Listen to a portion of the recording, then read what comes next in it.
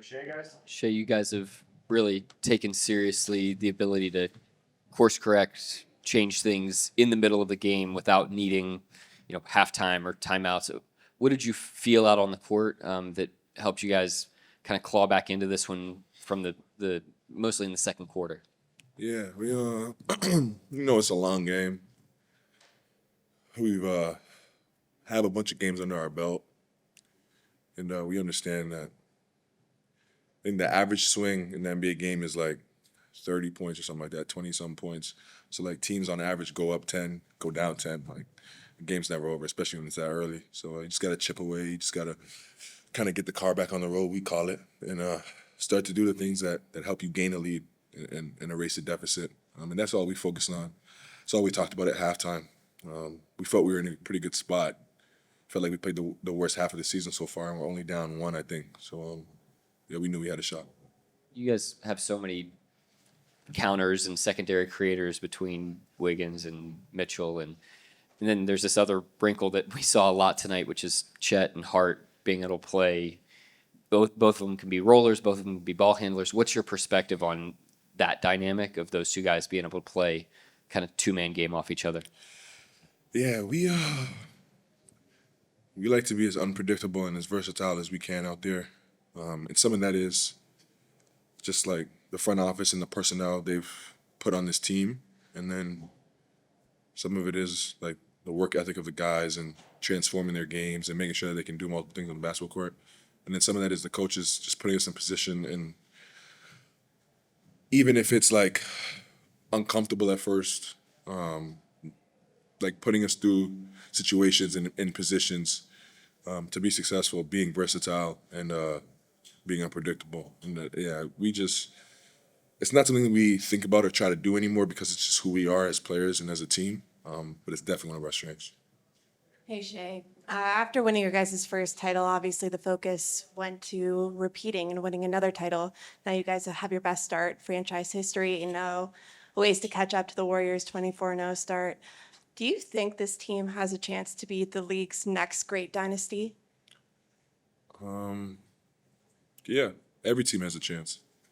Every team starts the year 0-0, and they have 82 games, and they get a chance to win all 82.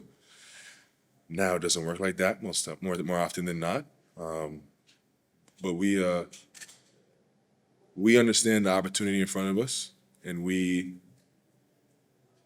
to sum it up, just like try to attack it every day. We try to, no matter where we are, no matter what we accomplish, no matter what we didn't accomplish, no matter if we just won or lost, like we just try to get better. And I think that's the formula that's helped us get to where we are today. Obviously, win a championship, have the start we did this year, or have so far this year. Like no matter what, we're focused on getting better. And if you do that, you'll look up and eventually be where you want to be, no matter what it is. But this team does a great job of prioritizing that as individuals and as a unit, and good things happen to us because of it. Shai, I asked Mark and Isaiah this, but you guys were one of the fastest paced teams last year. Obviously, it's early this year, but one of the slower ones so far this year. I'm curious how important pace is to you guys, and also how do you continue to play a very disruptive style, but also controlled in a high paced kind of style? Yeah, it's a small sample size, but you typically would like to play faster. All teams would. It just allows you to like open the floor up. You get better looks when the floor is spread. You play in transition. You're running. The defense isn't set. Like naturally, like good things happen in transition. But yeah, it's we at the end of the day like focus on winning. So whatever it looks like, we'll take it. We learn lessons through winning and losing, but winning and losing. Sorry, but we aren't too worried about what our pace looks like. It's just about at the end of the night if we're winning or not. Mark mentioned the importance of being able to win games in the mud. Do you enjoy those type of games at all? Yeah, those are the best games. Like you learn the most in those games. Usually you're in the mud because the team is doing something to put you in the mud, and you have to figure out a way to get out. You have to figure out a way to win in the mud, and you have to figure out a way to get better so that you're not in the mud. And the mud typically is like something that like slows you down. So like you're not in the mud when you're out there as a group doing what you want to do and what your identity is, and in the mud when a team takes you out of it. But yeah, we've gotten better at that over the years, just like figuring out how to win and then figuring out how to get better through those games and those lessons. If I could recall, I think the last time we played the Clippers last year here, it was one of those like mud games. They like did a really good job of like making us play a certain way, and it felt completely different today. So I think we've taken a good step in just like getting better through those wins and through those losses and playing through whatever the game looks like. Shay, the other night when you said, I think we're better than last year, that was something obviously you didn't just say off the top of your head. It was sort of an intentional statement. It's something you probably thought about saying and what that message would do for the team. What was behind the thinking of that? Is it set a tone for the team or just a declaration maybe to the rest of the league, or is it more internal? Honestly, I just said You haven't it. seen Dub yet. Yeah, I just said it, to be honest. Like, they just asked me a question, and I was like, because they were talking about the start last year and the start this year and the difference. And like this team, this group of guys has like worked super hard individually as a group. We played 82 games, then we had the whole playoff run. So like naturally, we're just gonna be a better team. And I think that's what it is. Like, I'm gonna sound like a broken record, but like we prioritize getting better every day. And we've done that. We did that all last season, and we did that throughout the whole playoff run. And because we did that, like we have no choice but to be a better team. And then guys had a whole summer to work on their game. But yeah, it like you said, we haven't seen one of our better players in the lineup yet. But yeah, this team just does a good job of plugging away, and it's not a surprise to me. We got time for a couple more. We'll go here and then there, and we gotta go. Hey, Shay, obviously, there's the outside pressures that come up winning a championship. And Mark said before the game that the most pressure he feels is to deliver for the franchise, that his place trusts in him to deliver for the guys in the locker room. Is that also what drives you? Is that the most pressure that you feel? And how has that, driven you? I don't really care about pressure. Like, I have expectations for myself, and I have goals that I want to accomplish. But like, I'm gonna go out there, give this game everything I have, and that's all I can do and control. And then whatever happens from there, it happens from there. So like, what people want from me or expect from me or think I should get or shouldn't get, like I really don't pay attention to it all. Like, I can't control any of that, and I just focus on what I can control, which is just giving this game, giving my teammates, giving the organization, giving the fans my all. And whatever that takes me and us, it takes us, and so far it's worked out. Last question here, Shay. Yeah, sounds like a mic drop, but Lauren Jones, Olympics.com. After this unprecedented kind of start, obviously Mark's talked a lot about just how much discipline and how he commends you for the amount of discipline that you have. Can you just talk about what the balance of that is with being like kind of growing in your role as a vocal leader, as a leader of this team, and like kind of guiding your guys and getting them, rallied when adversity you may face adversity like down the road. Yeah, I think the biggest thing is like coach does a really good job of like setting the tone. Like, I think the group is a certain way, obviously, the characters in the room, but like coach does a really good job of holding every guy in the room, including myself, to the highest standard, and not letting that slip no matter what. And he always goes back and says, like, do you want, like for me personally, it was like, do you want an MVP? Do you want an NBA championship? And obviously I told him, yeah. And he was like, he thinks this is the path to get it.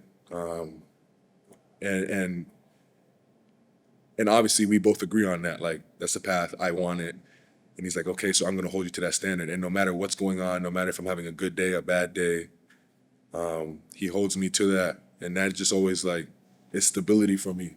And over the time, it's like forged me into a pretty good leader. I've made the biggest strides, I think, bigger than my game in that aspect. But yeah, he has a big role in that.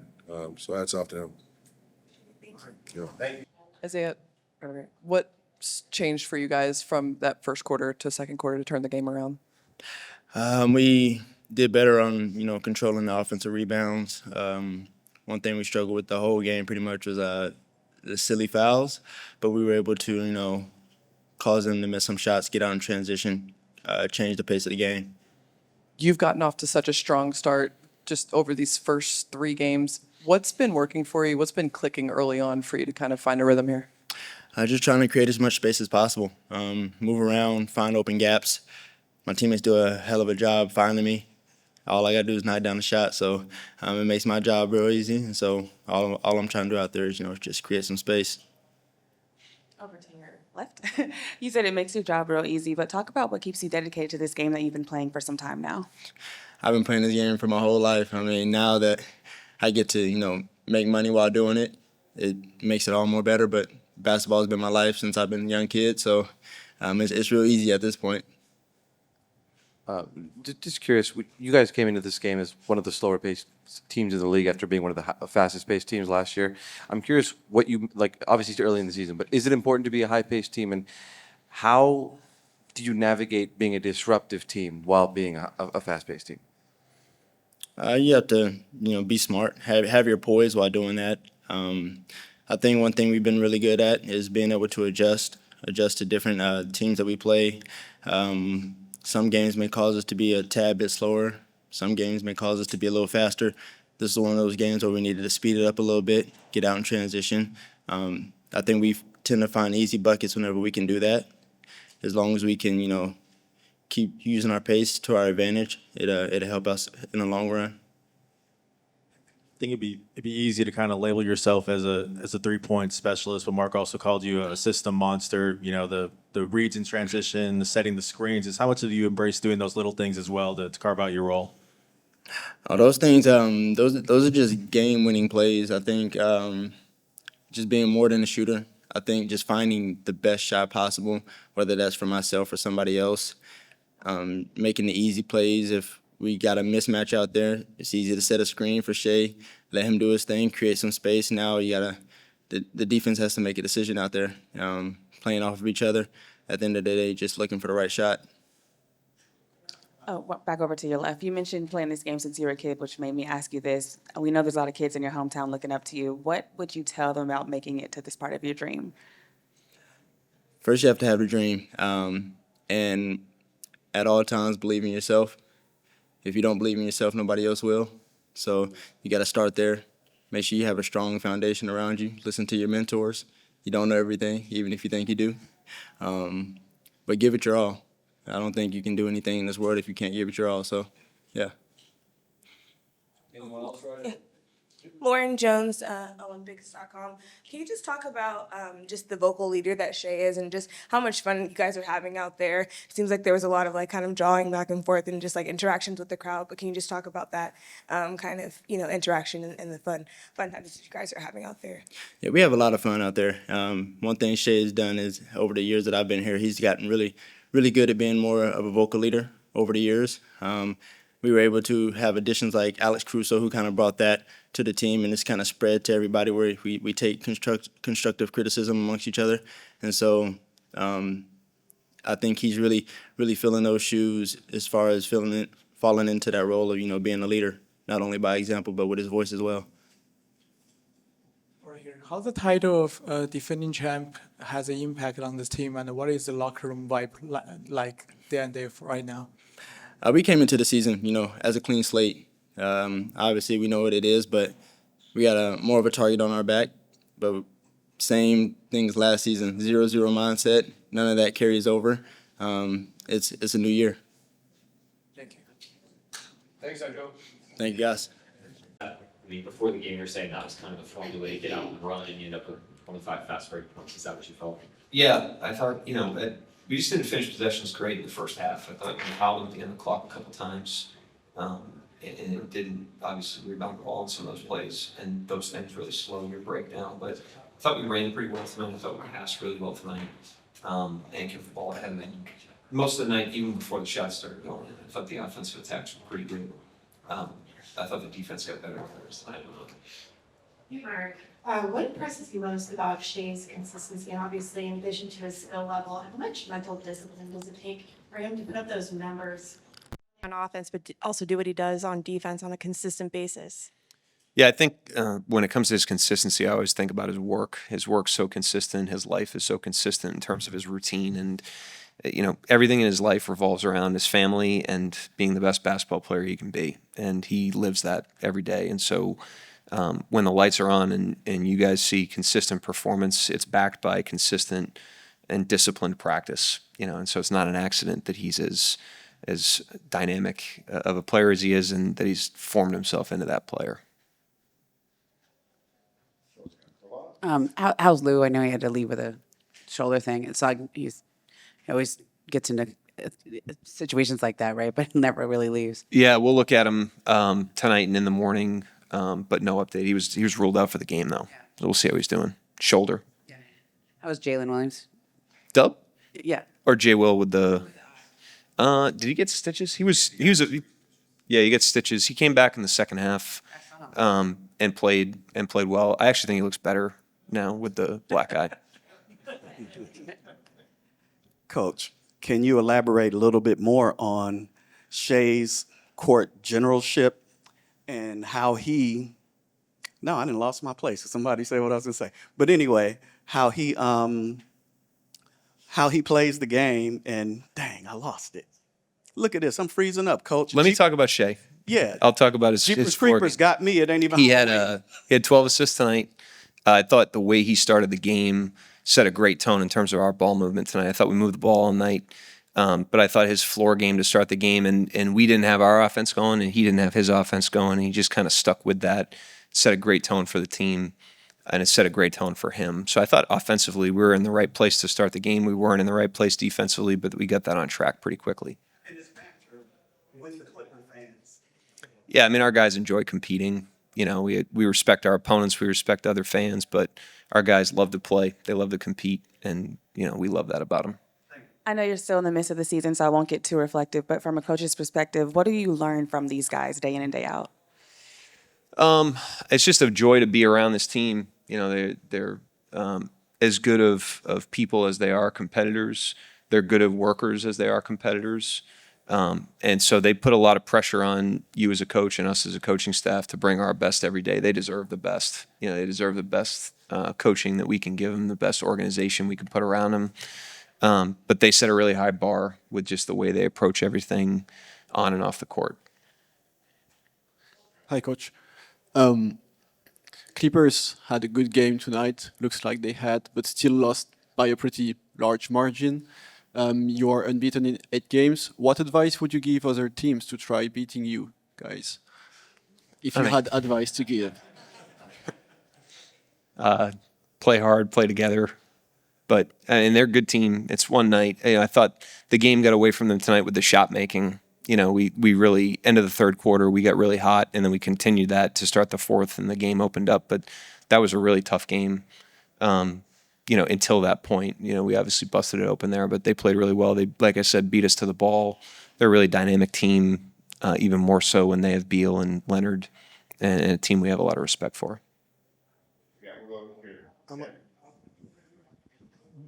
8-0 is the best start in OKC franchise history.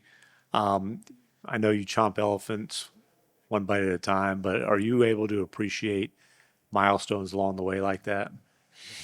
I just more appreciate the team and the way that they go about everything, the ups and the downs. That's really where, my appreciation is. It's a team. I'm aware of how lucky I am to coach a team like this. And so I'm grateful every day to work in this organization, to coach these guys, to work with the people I get to work with. That stuff's great, but the day-to-day quality of life is unbelievable for everybody. And like I said, it puts pressure on you to bring your best. I think it does that with the players. I think it just it creates a contagiousness about everybody trying to bring their best. But we've got a lot of season left. There'll be a lot of ups and downs. There'll be a lot of adversity that we have to endure. We're aware of that, but we've gotten off to a good start in terms of obviously the performance on the court, but also the improvement. I think tonight if you looked at our game tonight versus our first game of the season against Houston, like we're a better team tonight than we were then, which is a good thing. Yeah, in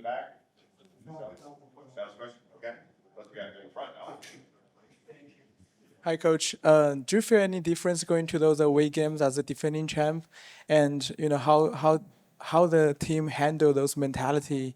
Like, how do you think they handle it? Yeah, I think our guys love competition. I think the league's respected us for a while now. And I think, we've been, playing in like higher level games, for a little bit, including last season. But that's what we want. We want to get better. That's really where we want to be, especially this early in the season. And the best way to get better is to take the best shot that your opponent can throw. And so I thought the Clippers, like I said, they outplayed us for much of the first half tonight, and threw a good punch at us and forced us to rise to the level of that game. And we did tonight, and that's why we won. But that's how you improve. So we embrace the competition. Our guys embrace the competition. Anything you say the most, like emphasize, the championship never settle, those kind of like environment, like mentality. Yeah, I mean the mentality that we're emphasizing most is improving. It's a long season, 82 games, a long time, and you're in a continuous state of either improving or going backwards. And we just want to make sure that week over week, game over game, we're just getting a little bit better. Through all the experiences, knowing that they're not all going to be positive, and knowing that there's going to be, like I said, adversity along the way. Thank you, Coach. Another good night shooting for Isaiah Joe, but you talked earlier about, maybe there's some things that just don't show up on the stat sheet. What else have you seen out of him during these past few games that's allowed him to be so effective and impactful? Yeah, I mean, he's just, him and Wiggins are the two guys that I think of with this, but like those guys are just, and Jay Will to a degree, they're like system monsters. They play the system so cold, it's so consistently, that they just help everything work together on that end of the floor, especially. And it's not only the shooting gravity, but it's the subtle ball movement, it's the spacing nuances, it's the reads in transition, it's screening, everything that we teach, CY and Brooks Barnheiser about the system, they do at an elite level. And so that's how they help the team when they're out there on the court.